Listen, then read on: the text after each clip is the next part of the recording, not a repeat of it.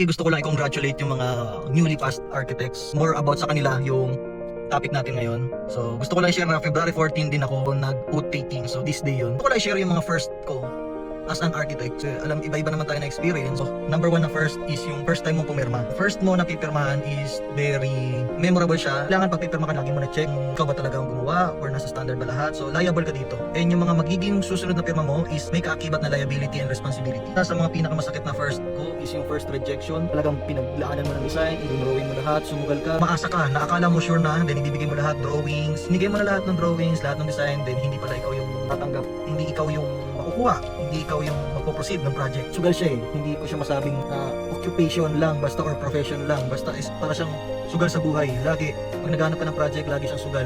Hindi siya madali.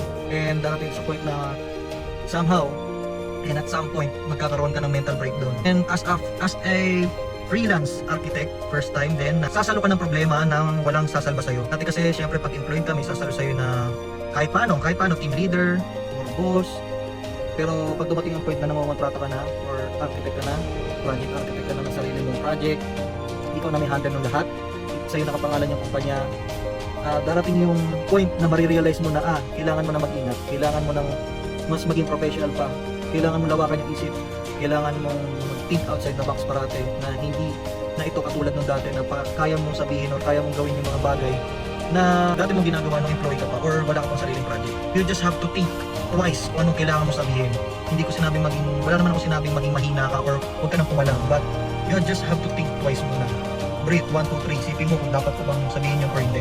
Yun lang, gusto ko lang i-share yung mga pwede nyo maranasan kung magiging ganap na arkitekto na kayo, kung isa sa puso nyo na yung pagiging architect. Kasi ako nung una, hindi naman ako mahilig or wala akong hilig sa pagiging architect talaga. But meron siguro tinatawag na calling. Na-share ko lang kung ano yung mga first ko na naranasan sa pagiging architect. So kung meron kayong mga first time din na experience as an architect, pwede nyo i-share dito pwede nyo rin i-share dito.